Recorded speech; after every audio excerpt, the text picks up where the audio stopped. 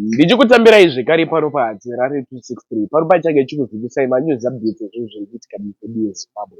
Pano chiri munyowani pa this YouTube channel kusubscribe mahara utena on the notification bell so that patinoramba tichidzoka amwe manews updates uchange uchizvionera. Panapo uchange uchiwana manews updates ezvinhu zviri kuitika munyika yedu yeZimbabwe. Saka ndikuti subscribe and turn on the notification bell.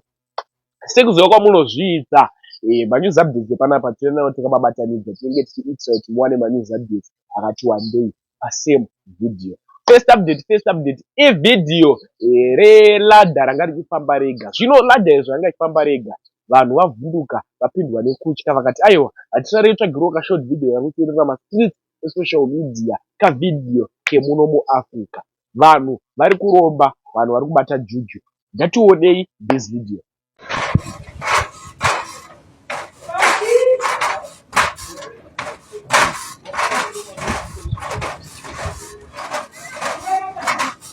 Cha ye vatombiwa kana kuberekwa nyana makuitirana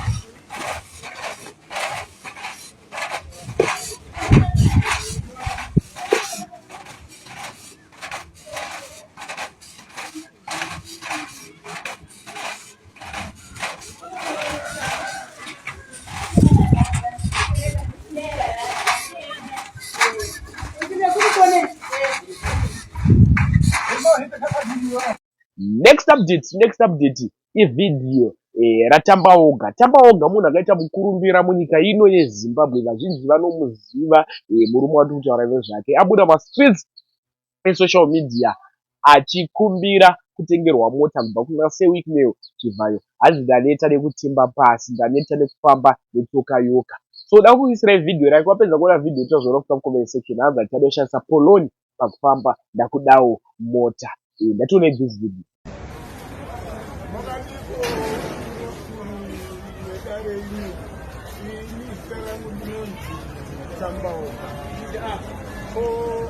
Turikuona kamuri dzose dzaona upenyu mumaoko menyu naye vakuru mati kungoribatsirawo takufambawo sevane vamutanzi vane kutimba pasi zvatakaita munoziva hatichataura tiri vana vedu mouyo kamutumirowo tikwanisewo kutendawo kuti aiwa zvaitooni dare sematendera kuti vane vamwe tese tiri vane musangano mutibatsirawo katione kufambawo zvakunaka. Tinotenda nebasa ramwe kuti hatikuona vanhu vese vakomborerwa wamufamba nyore chiitawo kamutaiso vamwe vana totenda chitova tanzwa kuti mune basa rakakura ramuri kuita totenda vachivhai tungamireyo motitarisawo maonawo mararamiro atiriita pamwe tivaone upenyu mukurarama kwenyika ino ona izvi zvakamboomera munhu wese tinotenda totenda. Next update ividhiyo ratorwa naMo Boys munetsi. Makuseni amboposta vidhiyo revana 3 vasikara vakatsvira umba. Zvino vatsvira umba kutaura kwandiri kuita kunoku vari muchipatara vari kurapwa kunonzi vari kuSouth Africa ndokwava vakatsvira ikoko ndokwava vari kurapirwa. So kwakaitika nyaya muchakunzwa ende kwavari kuchipatara muchakunzwa. Doti wapedza kuona this video wobva wanyora mucomment section kuti get well soon munopora nenyasha dzaMwari. Avabereki vevana vanga vachiitwa interview naMo Boys munetsi. Ini saHadzirare ndafunga kukuti zvaitosangana zvekare munguva inotevera. Much love. Aiwa akawanda ngatorwe pastor ndinyaze kutora rakabuda rese. All right it's okay akatora se pastor ende kusiba ndo rikubuda ire swakanaka picture mfundisi netsoka dziri kubuda ka anditika samokera muno mamelody sagara mona no support mamelody center onse ifanyani yamungotora kaona nditi yeah all right Sara. All right. Okay. I think. Okay. Good afternoon. Tashika paMamelodi Hospital. Asanda kuenda. Ndinongotora picture ndiri kutsoka ndo interview mai nababa vese. Yes. Tiri paMamelodi Hospital ndasvika. As I promised you, kuti Great Hope will be on the ground, so that we report it as it is. I want you to see this board rakanyora kuti welcome to Mamelodi Hospital ndo pandiri Sisilavu.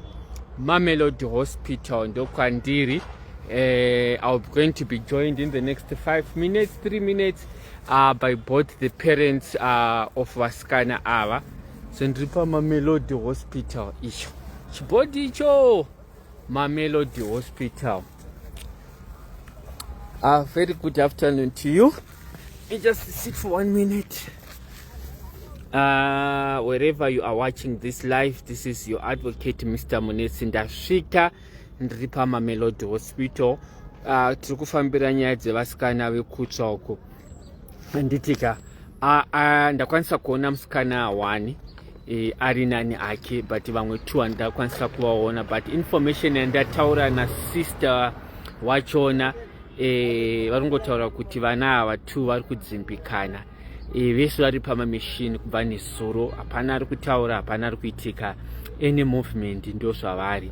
Handiti but tichapo mukana wababa vevana ava namai vevana ava kutaura vese zvinodikanwa. Panogona pane zvimwe zvakamboda kuresveka guys, but chatiri semaZimbabweans, we are living in a community yekuti kune vanhu vabva kunzvimbo dzakasiyana siyana vari pano. The Zimbabwean community vangosiyo mabasa avo. Pane organization yemadzimai iri muno. I think I should start by talking to them. Pane organization yemadzimai yasvikawo iri paground, vari kuzamawo kubatsira kune family yekwamai nevabereki varipo nevanhu vakangosiyana siyana guys. What I can simply say is that help is needed. Handiteka ndichangoita a very small video because I have to drive to another place where I'm needed for other engagements, which is 160 km from here, from where I am. But ndichangoti gaga vamai vari kuuya, baba vari kuuya, tongotaura tongoonawo kuti what can we do to assist the community. Handiteka, so just be patient with me. Nzara yarova, ndichapfuurawo nepagaraji ndotengawo chikafu. Handiteka, tichangotaurawo navo tongovapawo mukana mama. I prefer kuti mumire pane motikari yangu. Motikari yangu ndapaka papi zviya? Uyai mama kunoko kusaidire motikari rangu. Unozosungwa mumwe munhu achiti takawana motikari yedu ichibuda. Alright, vari kuuya. Hais Angie, zviri sei? Angie, zviri sei? Yeah. Guys, zvandanzwa musikana uyu mumwe muduku ndamuona, but ndachitaura nasister vachingotaura situation yachona guys. Nongoda kuti vanhu tibatsane, tizame kubatsirana pachedu. Handitika. Yeah. Saka ndiyo situation yatiri at the moment. So I just want to give all the sides of the family kuti titaure navo. I've also managed to share the information with the consulate. Ndataura na Mr. Paswani, ndavatumira ma-photos, ndavatumira address, ndavatumira ma-pictures ekusvika kwandaitawo panzvimbo. Saka ndangomirirewo kuti ndinzwe kuti vachazozvitorawo. Obvious pane ma-internal processes anoitika muconsulate ekuti vakwanisewo kuona kuti what, and ndavapawo ma-contact details number. Alright, mama uye mtitaure nemi. Baba mozopedzisira handiti? Yeah. Vati baba uchingoye mutange. Vati mama mutanga. Alright, mama makadi. Yeye kumire kumotikari kwangu mwana anozoti tikutora mapictures emotikari dzao. Mira ipo pa motikari pangu panapa. Apa. Alright. Oma mudamboona kuti alright, haiwa muri kubuda zvakanaka. Mama vana ava vana venyu handiti? Vana vangu. Yes, handichada hangu kudzokera mashure kuti chii chakaitika. Taona ndasvika pamba musipo zvikanzi maenda kuchikoro. Saka kuchikoro makwanisa kufamba zvaita here pamaenda kuchikoro pakutanga? Pandaenda kuchikoro kwekutanga kwemusikana Rihanna. Yes. Ndakafamba zvakanaka. Ndasvika ndikaona principal wake, ndikavapa chichemo ndikati hakuna kumira zvakanaka, aifanira kunge achinyora nhasi. Yeah. Exams ake, saka ndikabva ndavazivisa kuti mwana ari pahospital pamwe saka anga achitonyora maexams anga achinyora maexams ranga riri zuva reexam nhasi ranga riri zuva reexam saka atadza kunyora nenyaya yeextend iyo yakaitika saka principal vati manje principal wati zviri kutirwadza wabatikana zvikuru wabatikana zvakanyanyisa saka vati kana zvichibvira tinokwanisa kana mangwana kana achikwanisa kuti timuone saka ndavazivisa kuti hamukwanisi kuti mumuone mangwana nemhaka yekuti vari kuda ini mai wacho ari muemergency intensive care. Right. Tambosama kuenda kumu-emergency havasi kuda vanhu and vari kutaura kuti condition yachona we don't allow anyone. Ari sei Rihanna kuemergency ari serious ndokwati kutobva izvozvi hazvina kumira zvakanaka. Okay, ari kutaura here? Rihanna haasi kutaura, ndiri kungoona pachest ndo pari kungoratidza kuti ari kufema, pachest pari kungoratidza kuti ari kufema, haasi kutaura. Kubva nezuro haasi kutaura, kubva na 2 AM dzanezuro kusvika nhasi haasi kutaura. Mabhenzi ayakanyanya kuenda kupi Rihanna? Mabhenzi ayakanyanya musoro wese nemuviri wese nemusana nekumakumbo. Sure. Zvakanyanya, saka nekumaziso ikoko hazvina kumira zvakanaka. Ko mumwe wachona? Mumwe wacho mudiki Mazvita. Mazvita ari sei? Mazvita akangofanana nezvakaita Rihanna. Rihanna ndiye aitozama kuti aprotekte mwana, Mazvita ndiye mudiki. Saka Rihanna aizama kuvhara moto kuti usaende kune mwana, asi nekuda kwaSatani moto waingosvika, akazama Rihanna kuti Mazvita asatsve, asi zvinoita Satani wakangobatanzwa wese nemoto wekupedzisira. Saka moto uyu hatina kuziva kuti moto uyu wabva kupi. Nanhasi hapana anoziva. Kuti wabva kupi. Umwe wacho ari kutombotaura moblessing ndiye ari kumbozama kuti ndakangoona moto mama, asi moto handisiziva kuti ndakaona kupi. Saka moblessing uyu handisi kuziva kuti kutaura kwati akawana moto uchingoti bhamumba, hatisi kunzwisisa kuti chii. Right, mama, okay, what urgent help is needed? Ini ndachikumbira kuti ava tu vari muintensive care naiye moblessing wacho vachinjwe chipatara vaendeswe kunonzi kuSteve Biko, ndiko kunenge kuri kunzi kune medication yavo yevanhu vanenge vakatsva.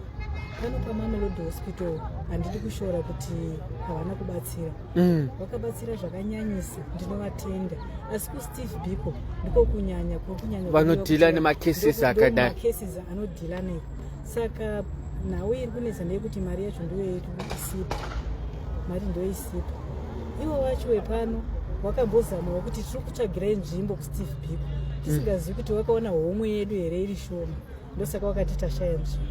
Saka vari kuti hapana nzvimbo yekuti vaendeswe kuSteve Biko? Ndo zvavanga vachiti hapana nzvimbo kuSteve Biko. Saka apa vari kuitei panapa vana panapa vari kungovadresa nekungovari paoxygen, ndo zviri kuitwa panapa chete.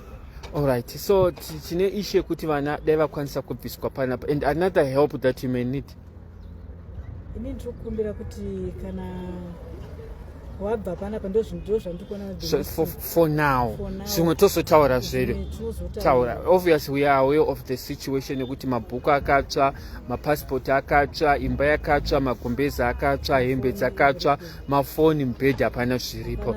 No, it's okay, ndapanzwisisa mama. Neni mai wacho nezuro pandakati ndikwanisa kuti ndiende kunotsvega ndidongorere pamwe ndikava nechekuti ndibate hapana. Nemiwo futi. Ndikadzoka nenzara, ndava zvese zvakatsva. Anditika. All right. I'm going to speak also to my principals vandinoshanda navo nevamwewo kuti zvakamira sei. Ndanzwa zvamataura mama. I'll be in touch with you. All right. Okay. Baba.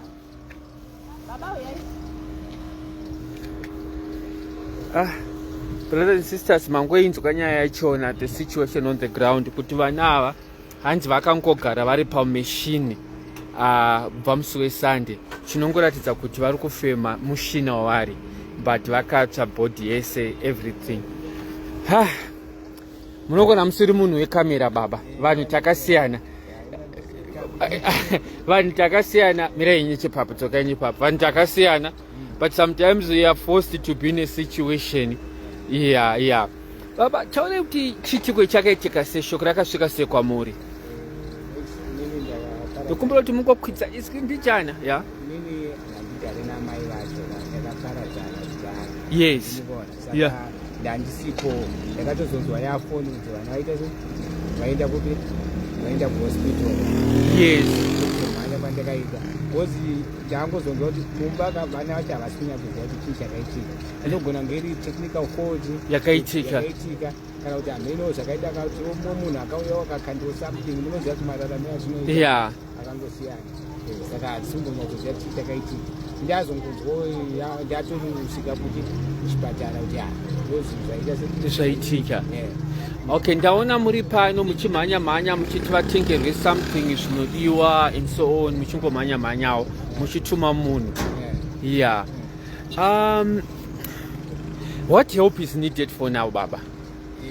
Help irikumiwa yekutanga ndeyekuti vana ivava vawane treatment chaichaiyo. Yes. Because vana ava kubva musi wacho aita iko kuma2 Yeah. varingovhima neoxygen. Vari pamachine. Varingori pamachine. Saka mai aigameno kuti vakwanisa kuti vadzidziswe vaita sei zvinokwanisa kuti vabetsere vana ava vari true vari pacritical. Vaendeswe kuSteve Biko. Kana achikwanisa ngavatore vaendeswe ikoko zvipero vari apo zviita setione kuti chii chiri kuitika. Because for now hatisi kuziva kuti chii chiri kuitika. Vana they are in pain. Yeah. Hatisi kumboziva kuti chii chiri kuitika. Alright. Saka sofa ndio priority iri kudiwa, zvimwe zvinozotaurwazvo. Kozoti handimubona kuti sezvo mumba mai makatsvaka. Yeah. Vana vanga vaine madocuments avo. Mapassports, ma-IDs avo, ma-birth certificate zvese. School uniform, school books, everything zvese, ma-laptop zvese. Seuye Moblessing was having a laptop. The commander was also having a laptop. Vese vanoshandisa ma-laptop. Laptops, yes. Hazikuita zvakangotsa zvese. And mukomana ari kunyora mangwana. Kulaptop yakatsva. And mabooks ese akatsva. Hanchi akangoita like mukomana ndoti passport yanga akaisa somewhere. But zvimwe zvese zvakatsva. All right. No, it's okay, Mkoma. Some of the things we'll see how best I can help. Ndadzokerawo ndakundogara pasi ndochiona kuti ndeitase. Mune zvimwe zvamungadiwo kutaura here? Kuti pane mashoko anogona akataurwa asiriwo zvamuda kungokoreta. Do you have anything to say? Panyaya iyoyo manje ndekuti ini nangu namai vacho tatakaparadzana. Yeah. Takaparadzana. But iwo ndinopochi pamunenge magonawo makabata-batawo makabatawo mbichani muchibatsirawo tasiyana here and there. Aiwa, no, ndapanzwisisa Mkoma.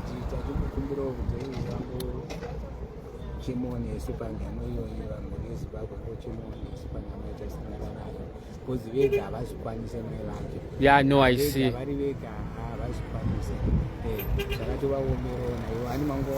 Our situation is not kuiona.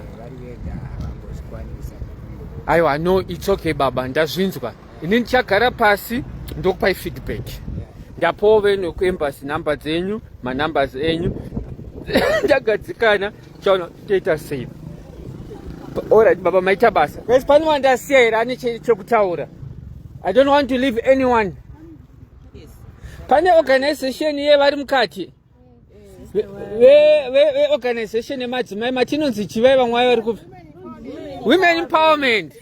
Women empowerment, come on the ground, mirai up. Nemamwe madzimai achona. I advocate for women. Ndoti mutaure pamusoro peorganization yatete. Isusu tine women empowerment yemadzimai. Yes. Takamira seboka remadzimai. Tira kumira namai Mobi. Uyai mese, yeah. Tichirwa nemidziyo yake nehembe. Saka tiripo pakukontribhuta titengere vana hembe, magumbeze. Ah, this is beautiful. Semunhu asisina kana chinhu. Saka as ladies takaita group redu tibatsirane, tibatsire mai Mobi semudzimai. ya organization yedu semadzimai tinounganidza mari totengerana midziyo ndo zvatinenge tichiita pawomen empowerment ndokuimpawana kwatinoita semadzimai saka tangouya tiri sevakadzi tione chiri kunyanya kudiwa pane zvinhu zvakaitika nemutongo atamidzana Anditika. Next time when you do an event, please invite Great Hope. Okay? We are not rich, we are not poor, but I believe tinogona kungoisopa diki pedu to empower the women because misha mizhinji yabatwa nemadzimai. Isvosvo tinozitaura, I'm not biased. Even kwedu kwanadziva, kwedu zvese, muri dzese, women are playing a very important role in our society. Serious. Tetiripo. Anditika. I think that's all the moon is Anditika. Will you allow me to go now? Don't you want to carapasi manje ndichimanya manya? Anditika. Tete. Mambo mira pepe ndine nwachiramba kuti ndipinde Anditika. Vangasingadeka. Anditika. All right, thank you. All right.